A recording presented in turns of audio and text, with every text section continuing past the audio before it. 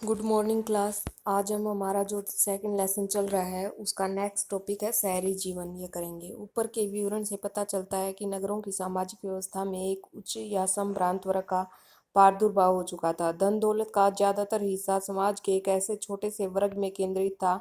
इस बात की पुष्टि इस तथ्य से होती है कि बहुमूल्य चीजें, आभूषण, सोने के पात्र, सफेद सीपियां और लाजवाब जड़े हुए लकड़ी के वाद्य यंत्र, सोने के सजावटी खंजर आदि विशाल मात्रा में उर में राजाओं और रानियों की कुछ कब्रों या समाधियों में उनके साथ दफनाई गई मिली हैं। लेकिन आम आदमी की स्थिति क्या थी? कानूनी दस्तावेज, विवाह, उत्तराधिकारी आदि के मामलों में से संबंधित से पता चलता है कि मेसोपोटामिया के समाज में एकल परिवार को ही आदर्श माना जाता था। हालांकि एक शादीशुदा बेटा और उसका परिवार अक्सर अपने माता पिता के साथ ही रहा करते थे। पिता परिवार का मुखिया होता था। हमें विवाह की प्रक्रिया या विधि के बारे में कुछ जानकारी मिली है। विवाह करने की इच्छा के बारे में घोषणा की जाती थी और वधू के माता पिता उसके विवाह के लिए अपनी सहमति देते थे। उसके बाद वर पक्ष के लोग कुछ वधु को उपहार देते थे। जब विवाह की रस्म पूरी हो जाती तब दोनों पक्षों की ओर से उपहारों का आदान प्रदान किया जाता था और वे एक साथ बैठकर भोजन करते थे और फिर मंदिर में जाकर भेंट चढ़ाते थे। जब नववधु को उसकी सांस लेने आती थी तब वधु को उसके पिता द्वारा उसकी दाय का हिस्सा दे दिया जाता था और पिता का घर, पशुधन, खेत आदि उसके पुत्रों को मिलते थे।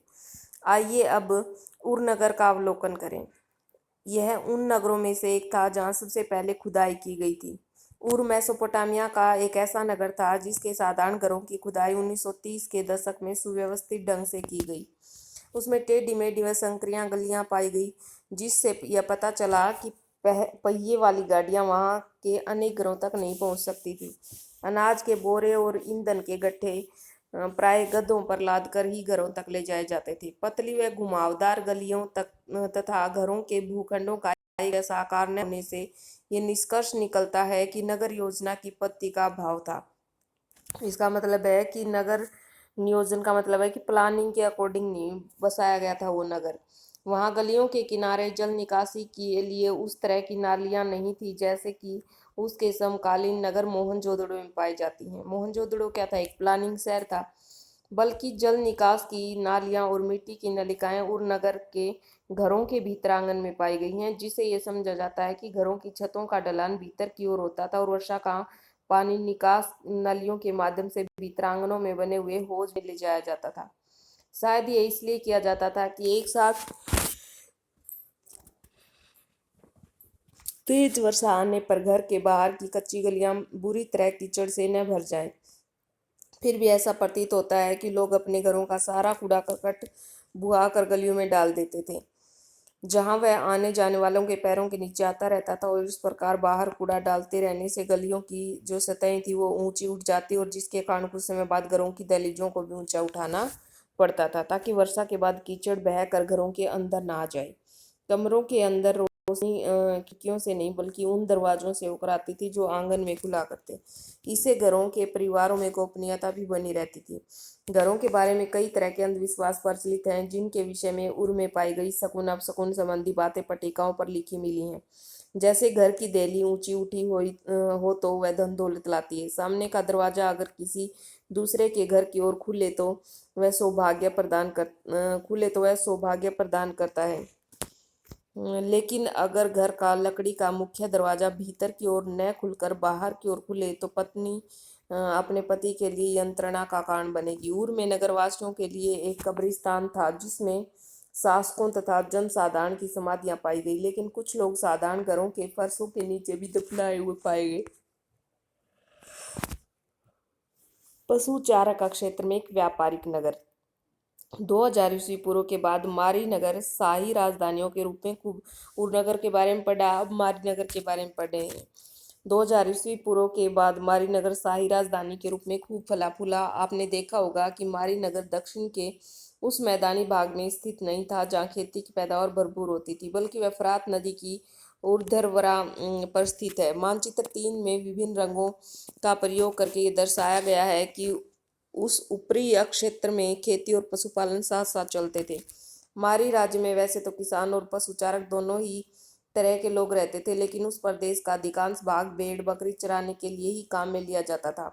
पशु चारकों को जब अनाज, धातु के औजारों आदि की जरूरत पड़ती थी, तब वे अपने पशुओं तथा उनके पनीर, चमड़ा तथा मांस आदि के बदले ये चीजें प्राप्त करते थे। बाड़े में रखे जाने वाले पशुओं के गोबर से बनी खाद भी किसानों के लिए बहुत उपयोगी होती थी। फिर भी किसानों तथा गडरियों के बीच कई बार झगड़े हो जाते थे। गडरिये कई बार अपनी भेड़ बकरियों को पानी पिलाने के लिए बोए हुए खेतों से गुजार कर ले जाते थे, जिससे किसान की फसल को नुकसान पहुंचता था और ये गडरिये खानाबदोश होते थे और कई बार किसानों के गांव पर हमला बोलकर उनका इकट्ठा किया गया माल लूट लेते थे। दूसरी तरफ कई बार ऐसा भी होता था कि बस्तियों में रहने वाले लोग भी इन पशु चारकों का रास्ता रोक देते थे और उन्हें अपने पशुओं को नदी नहर तक नहीं ले जाने देते थे। मेसोपोटामिया के इतिहास पर नजर डालें तो पता चलेगा कि वहाँ के कृषि से समृद्ध मुख्य भूमि प्रदेश में यायावर समुदायों के झुंड पश्चिमी मरुस्थल से आते रहते थे।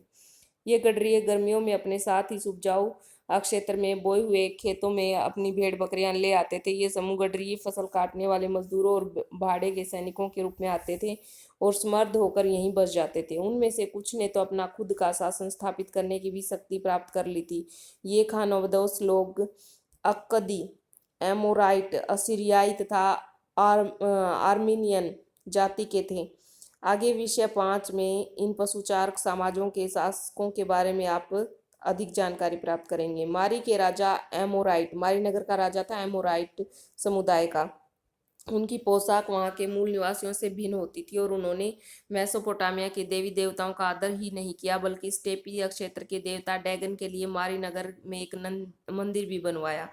इस प्रकार मेसोपोटामिया का समाज और वहाँ की संस्कृति भिन्न भिन्न समुदायों के लोगों और संस्कृतियों के लिए खुली थी। यह संभवतः विभिन्न जातियों तथा समुदायों के लोगों के परस्पर मिश्रण से ही वहाँ की सभ्यता में जीवन शक्ति उत्पन्न हो गई थी। आगे ये दिखाया गया है मारी में जेमरी लिम का जो राजमहल है ये दिखाया गया है, सभागृह दिखाया गया है, बाहरी आंगन, भीतरी आंगन, सिंहासन कक्ष, ये सारी चीजें इसमें डिटेल से दिखाई गई हैं। प्रवेश द्वार था, कुआं था, ये सारी चीजें दिखाई गई हैं। ये आगे का जैसे प्रवेश द्वार है, कुआं है, प्रांगण है, जैसे लिपिक कार्य करते थे, बेंच दिखाए गए हैं, मिट्टी दानों के साथ मिट्टी दानों में जो पट्टिकाएं रखी जाती थी वो सारी दिखाई गई हैं। लिपिक बोलते हैं क्लर्क जो लिखन कार्य करते थे उस समय। ये देखो रसोई घर दिखाया गया, कितने सारे चूल्हे इसमें दिखाए गए हैं। शाही निवास दिखाया गया, कार्यशाल और रसोई दिखाई गई है। शौचालय और स्नान गृह ये अलग अलग यहाँ दिखाए गए हैं। यहाँ दीवार पर जो चित्रकारी की गई थी वो दिखाई गई है। इसके बाद इन्होंने बताया है किंतु मारी के राजाओं को सदा सतर्क एवं सावधान रहना पड़ता था। विभिन्न जनजातियों के चरावा होते हैं जो पशु चराने के लिए इधर उधर घूमते भटकते रहते हैं, खानाबदोश जिसको इनमें बोला गया है। राज्य में चलने फिरने की इजाजत तो थी, परंतु उन पर कड़ी नजर रखी जाती थी। राजाओं तथा उनके पदाधिकारियों के बीच हुए पत्र व्यवहार में अक्सर इन पशुचारकों की गतिविधियों और शिविरों का उल्लेख किया गया है। एक बार एक पदाधिकारी ने राजा को लिखा था कि उसने रात को बार बार आग से किए गए ऐसे संकेतों को देखा है जो एक शिविर से दूसरे शिविर को भेजे गए थे और उसे संदेह है कि कहीं किसी छापे या हमले की योजना तो नहीं बनाई जा रही है। मारी नगर एक अत्यंत महत्वपूर्ण व्यापारिक स्थल पर स्थित था, जहां से होकर लकड़ी, तांबा, रांगा, तेल, मदिरा और अन्य कई किस्म का माल नावों के जरिए फरात नदी के रास्ते दक्षिण और तुर्की, सीरियाई और लेबनान के ऊंचे इलाकों में के बीच लाया ले जाया जाता था। मारी नगर व्यापार के बल पर समृद्ध हुए शहरी केंद्र का एक अच्छा उदाहरण है। दक्षिणी नगरों को घिसाई पिसाई के पत्थर, चक्कियां, लकड़ी और शराब तथा तेल के पीपे ले जाने वाले जलपोत मारी में रुका करते थे। मारी के अधिकारी जलपोत पर जाया करते थे, उस पर लदे हुए सामान की जांच करते थे और आगे बढ़ने की इजाज़त देने से पहले उसमें लादे लदे माल की कीमत का लगभग 10% प्रभार वसूल करते थे, जो एक विशेष किस्म की नौकाओं में आता था। सबसे महत्वपूर्ण बात यह है कि कुछ पट्टिकाओं में साइप्रस के द्वीप अलासिया से आने वाले तांबे का उल्लेख मिला है। यह द्वीप उन दिनों तांबे तथा टीन के व्यापार के लिए मशहूर था, परंतु यहाँ रांगे का व्यापार भी होता था, क्योंकि कांसा औजार और हथियार बनाने के लिए एक मुख्य औद्योगिक सामग्री था, इसलिए इसके व्यापार का बहुत महत्व था। इस प्रकार यद्यपि मारी राज्य सैनिक दृष्टि से उतना सबल नहीं था, परंतु व्यापार और समृद्धि के मामले में वह अद्वितीय था। आगे ये एक दिया गया है मेसोपोटामिया के नगरों की खुदाई के बारे में, आप ये अच्छे से ध्यान से पढ़ लेना। नेक्स्ट टॉपिक हम कल करेंगे। अगला टॉपिक है हमारा ये मेसोपोटामिया संस्कृति शहरों का महत्व, ये हम कल करेंगे। Thank you.